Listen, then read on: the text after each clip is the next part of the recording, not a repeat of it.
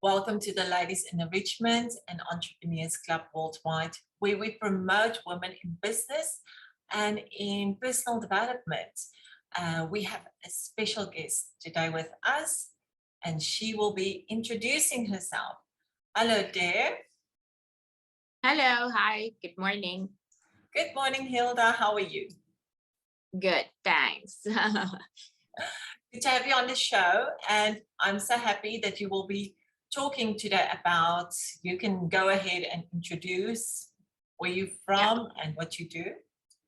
Sure, my name is Hilda Youssef. I'm a Dubai-based author. I'm originally Lebanese and I have lived all over the world. I'm a bit of a nomad. I grew up in Greece and then I moved to Dubai where I got married, had my kids. We then moved on to the UK and Canada. So basically I'm a mishmash of all the in. I have had many careers and this is probably I'm thinking maybe my fourth or fifth career as such. I'm a hotel manager by trade. That's what I studied and that's what I did for many years. And then I went into training as a consultant. I was with a huge consulting firm as their office manager for a while. And then finally, I, wrote 2 children's books, and that's where I am now. But probably my greatest career is being a mother. And then I took time out during the other, things that I've done in my life to raise my children. They're now quite grown up. So I'm able to concentrate on my passion, which is writing books. And that's what I'm doing now. You were so generous to share one book with me and my daughter. And my daughter's name is Zoe, and you will be talking about your book now. She really enjoyed that book so much. She was reading it over and over again. And that was your first book. But before we get there, I would like to ask you, why was the main reason? Why did you become an author? I mean, from hotel management to being an author, what's the drive behind it? Well, my original life plan was to be a journalist all those years ago when I first was in high school and I wanted to go on and continue my higher education. I wanted to be a war correspondent, believe it or not, to have that life where I go around the world and I try to tell, real people's stories from, behind, because I grew up in Lebanon during a civil war. And so I had that maybe need to tell people's story, because your average person never gets their story out there in times of war. It's always whatever the narrative is from, certain governments or networks or, whatever the story may be. It's not really the actual story of the people on the ground. Of course, having grown up in the war, my parents said, no way. They haven't said no to many things in my life, but that was one of the things, and they said, no way. Anyway, the way circumstances worked, I couldn't get a visa to get to the US to do my, further learning. So I found a different path. A hotel school had just opened in Greece, a Swiss hotel school. So I said, okay, I'll give it a try. But just like, destiny works in mysterious ways, it actually worked for me because my personality is very sociable. I like thinking on my feet. I like people. So even though writing is a very lonely endeavor, I'm a people's person. And so I tried that and it worked for me for many years. And then I got married, had kids, the whole thing. And then I had my kids 8 years apart. And so that made me start all over again, while maybe moms that have their kids close together eventually, send them off to school and find, what their career path is. In my case, I, had to start again when my daughter was born. And so that sort of delayed my timeline in a way. No regrets, because my favorite thing is being a mom. But COVID hit in 2020, and that sort of gave us a pause. I think, the whole world just stopped for a moment, and we hadn't done that in our adult life, because you're like, college and then career and your ambition and family and this and that, you just roll with it, and you never really stop and think, am I, doing the right thing? What is it that I want? Especially as we all take you become so engrossed in your kids' lives and raising, especially when they're infants and they're helpless and they need you. Like, the time is just not there to think maybe for yourself. So COVID came, we sat home for a few months. I said, you know what? I have this passion for writing. I had started a blog maybe 6 years ago, just out of the blue. Yeah, I mean, I said, let me go back to my passion, what I truly enjoy. And I wrote the blog just to give myself the discipline that every month I have to post something. You need to post something, yeah. So what's your blog about? Your blog about? Called, I haven't really revived it, but it's called Family Encourager. And it was all about issues, things that, I noticed maybe about social media, or, the kids going off to school, or when you send your child, off into the world, or whatever it was just things that meant something to me, some things that I read, some things that personally touched, my life in some way, maybe when my mom passed away and how that felt. And I was just sharing like personal reflections pretty much on life and and so that worked right again. And so it sort of woke me up to the fact that, I've always loved books. I've always read books. I always have like 3-4 books by my bedside, going at the same time, different topics. I always found it so fascinating that words can take you places, that doesn't matter if you're old, young, unable to walk, you're fully healthy, whatever it is, that book can always carry you somewhere where, you're not physically there, but mentally, emotionally. Yeah. And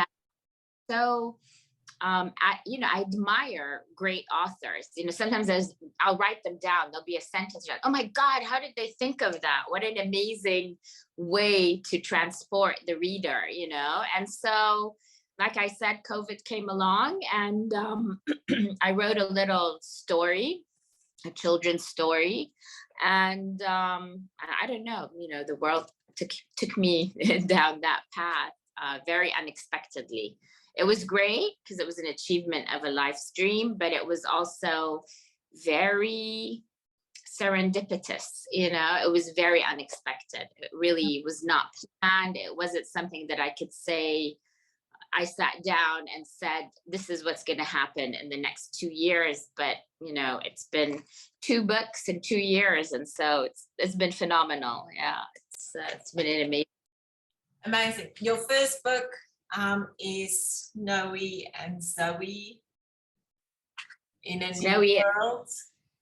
Correct. And it won a Canada Book Award. It was #1 on Amazon in the first 36 hours that it came out. It's Snowy is actually our dog, and she was the inspiration behind the story. Right. And it's all about the animals being a lot happier with us in lockdown. The environment was so much cleaner. They were able to roam the earth freely. They didn't have to be bothered by us humans being in their territory. And so it was very cute. It was Zoe is the butterfly, just like Zoe, your daughter's name. And she and Snowy are best friends. They go on an adventure to discover how, Corona has changed the world, and they meet all their friends along the way. And they ask them, do you know how Corona has changed the world? And each animal will tell them and their own habits, how much better it is. I think it was a great time to publish a book like that, because we were all living in that moment. And congratulations on the awards. Wow, that's amazing, Hilda. That is amazing. It's very unexpected. Wow. I mean, when I wrote the book, my first I don't know, idea was I'm not going to do anything with it. It was fun. I wrote it. And then I have to, my kids were like, okay, that's enough now. You've been talking about this for as long as we can remember. My dream is to write that book. And so you did it. Now do something about it. And I was like, I know nothing about books, but, you know, I know how to read them, but, you know, that's about it. And, you know, it's very strange because when you're part of a bigger, like in hotels, ask me anything, you know, been there, done that. I studied it. It was my life for a long time. With books, I had no idea how you illustrate a book. I'm not an artist. How do you publish it, edit, you know, the whole process of bringing it to market was just so, you know, not my forte at all. And so, we're going to be talking about that in a moment because I want you to explain how the whole process worked. Before we go on to that question, what's your second book? What's the title of the second book? Well, my second book is called Snowy and Zoe's Big Life Lesson.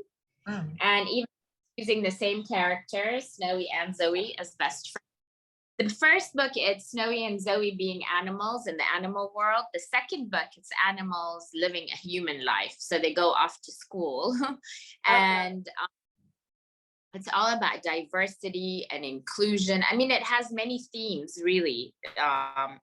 Again, it's unexpected as an author. You write it, and then, you know, when people read it, they're like, oh, so is it about the first day of school? And you're like, oh, I hadn't thought of that. But yes, it could be that as well. But the book is that Snowy and Zoe go off to school. They're happy. They're singing on the way to school. And then once they get to the classroom, Snowy, you know, the dog, she runs in, sits at her desk, and is super excited to start. Zoe stands at the door, fluttering, very uncomfortable. She's looking around. She's not happy. As the story progresses, you realize that she's the only, you know, the only animal that has, you know, wings and is purple. All the other animals are white with 4 legs. And so even though butterflies are beautiful and she's beautiful, she felt completely left out and the odd one out. And then, you know, as this book progresses, she notices that she has a lot more in common with the other animals, and that, you know, our differences are a lot less than you think they are. You know, we might look the same, we might look different and sound different, but in reality, we have a lot more in common with each other. And so that's a nice story. I love children's books because when I declutter books, I find it so difficult to throw away or give away, not throw away, we'll never throw away a book, but give away a book or exchange it. It's so difficult because I just love children's books. I think it's the animation inside. I think that's what draws me also to the story as an artist. But Hilda, thank you so much for the introduction of your books. Now I want to ask you, how difficult was it to get the books and publishing the books and all of that? Well, the thing, the main thing about a picture book, and they're both picture books, is if you don't have a good illustrator, you don't have a book. So it's great that I wrote the story. Could be cute, it could be amazing, it could tell a whole different things, but if your illustrations are terrible, or they're not following the words that you've written, or the colors are not there, or the characters, or any of that, then you realize that, you know, it's all useless. And so with my first book, with Snowy and Zoe in a New World, my illustrator was actually a friend's daughter who's an architect by trade, and she did a phenomenal job. I mean, she, you know, she really got the characters. She, you know, I sent her a lot of pictures of our Snowy, so she actually looks like our Snowy, because I wanted that. You know, the animals are vibrant and alive, and, you know, she did a fantastic job. So then I thought to myself, I've written the one book, I fulfilled a dream. This is not really a midlife crisis career, because I am. I'm done, you know. then it like mushroomed into something so much bigger than me. Suddenly I had a distributor. My book was in all the bookstores in Dubai. It was in Kinokuniya, the biggest bookstore in Dubai Mall. McGrudy's, Booktopia. You know, I was on Virgin Worldwide, in Virgin here, and then worldwide in like Lebanon and Qatar, and you know, and I was suddenly like, you know, wow, I'm, you know, I don't know if you know the expression imposter syndrome, because I couldn't say I was an author. I kept saying, I wrote a book. I wrote this little book. You know, I couldn't, and everybody's like, you're an author now. You know, I was being interviewed. I was on the radio, and I kept saying, you know, I would like get off the call and think to myself, but am I really an author? I just wrote. That's self-doubt. Yeah. Yeah, it might be beyond my expectations. So then you know, there are people that sit down. I've met a few authors, because that's a good thing about COVID. We met a lot of authors on Zoom, you know, through my book club and things like that. And they actually physically sit down and push themselves to come up with an idea and, you know, make it into something. I work very much instinct. Like if it's not coming to me, I won't push it, because I feel like it just won't be what it's meant to be, you know? And so I thought, I wrote Snowy and Zoe. It's great, beautiful. My kids have seen that I fulfilled my ambition. You know, it's a good lesson for them as well. And then one day I was sitting down, like maybe 8 months after the first book came out, and I got the idea for the second book. And I just went with it. Let me write it and see where I go with it. Okay. And but publishing was a smooth run for you, it seems.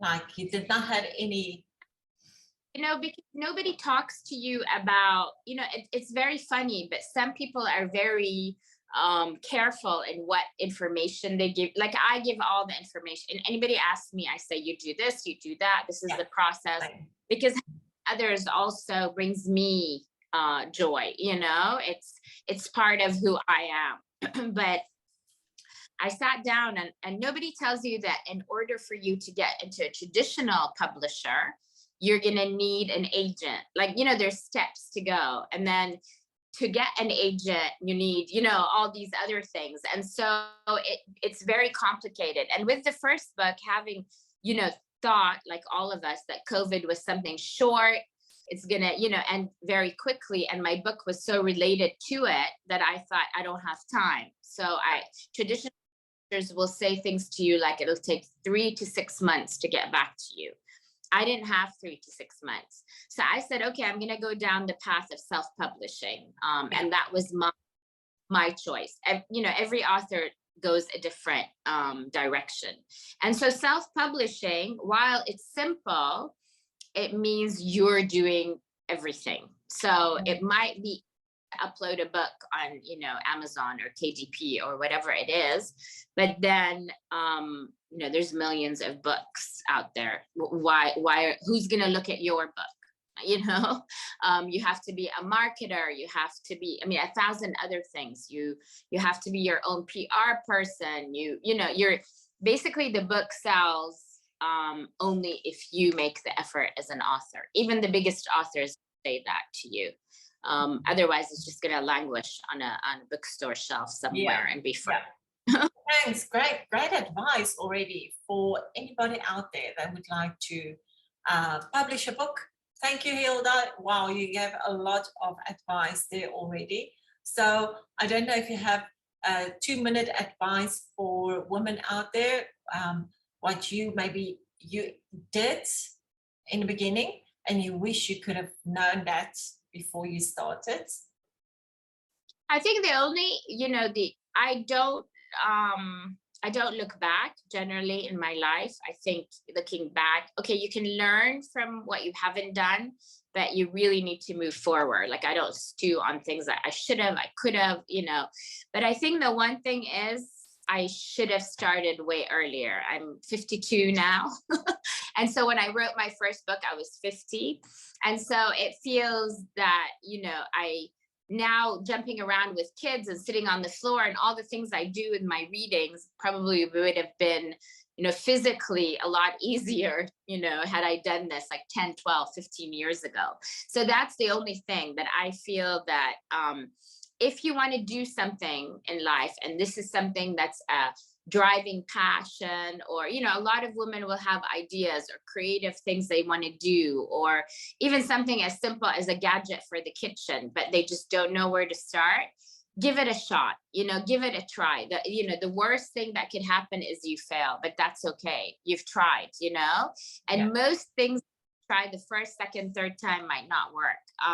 So if it's something that you really, really want to do, then do it. You know, sitting around and talking about it and researching.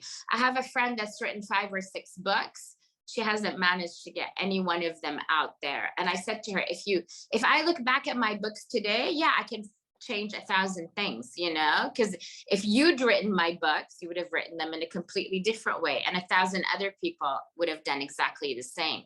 So there has to be a point in time where you say, that's it, and I've got to do it now. I've got to bring it to market. I've got to, you know, sell that painting. Whatever it is, you have to just do it. Otherwise, it'll just sit there, you know, burning a hole inside of you forever. Yes. And it's, you know, I'm with you, Hilda. So ladies, reach those goals. Just go for it. And just do some goal setting for yourself and just get out of the box. Yes. And not only that, ask for help. We women have gotten used to not asking, oh, I can do it. It's all, you know, we're a generation of, you know, strong upper lip, and we can, you know, we can stand on our own 2 feet. That's great, but you'd be surprised that, you know, a lot of people are like, well, how did you get it into this store? Or how did you? I said, all I did was I asked, you know, and I asked nicely. I wasn't pushy. I wasn't, you know, all I said was, can I, you know, and I said yes to everything. Like, people would come up to me and say, you know, do you want to, I don't know, read at Expo? You know, I didn't say I have demands and I want this and I want that. And I said, okay. I went into Expo. I read my book.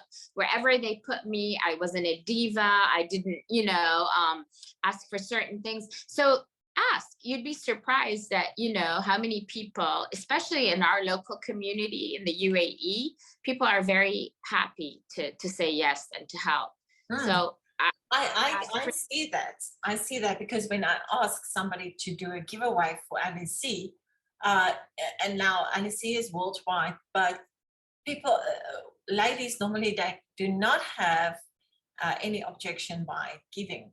So I feel that this is such a great thing for, you know, for us just to give and just to give our time.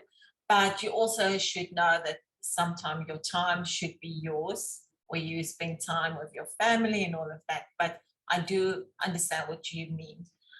Hilda, we're going to quickly share screen your website. Here it is. There. So this is Hilda's website. This is the main place where they can get in contact with you, right? Yeah, the website and my Instagram page is probably the other thing. It's snowy_Zoe,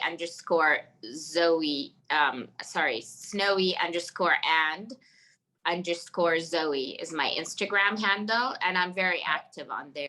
So here is Hilda's Instagram. So if you want to follow her, go on a website, there you will find her Instagram. And there you can, I'm already following Hilda since many moons ago, since she started. And there you can see what she's up to. And yeah, it's great to know that we can follow each other, share with each other, and support. This is what LEC is about. We support each other in to promote and just do it for free. Hilda, is there anything else you would like to say about your website? Well, there's fun things in there. It tells my story. If you press on the icons, it talks all about me and how I ended up where I ended up.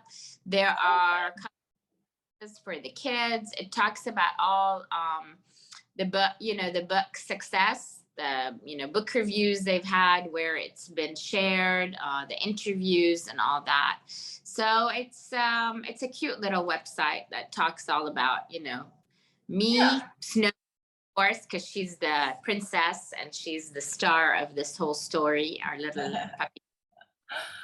Yeah, such a cutie. Such Yeah, a she cutie. is. So thank you so much, Hilda. I'm going to ask you the last question. Okay. Are you going to do a giveaway with LEC? I think my new book would be a really good giveaway. It's a very cute book. I wanted to say that I got a new illustrator for my new book as well. It's super colorful, and Wow. Trina, whom I've never met personally. We did all this over, social, whatever, electronics. She's in the US. She did a great job. And this book just has so much to offer. So Wow. anybody, child that's feeling, a little strange at school, or somebody that has a child going, a nursery recently ordered my book as a gift for graduation, because it talks about it's sort of also, if you're going transitioning from nursery to big school, it tells you exactly what school day is going to look like. They share their stories, they're in the class. There's also, you have to meet, Miss, the teacher, very creatively called Miss Berry. And guess is a There's Miss Berry. Miss Berry with her pearls. There's Miss Berry. So that is so sweet. I really love the colorful pages there.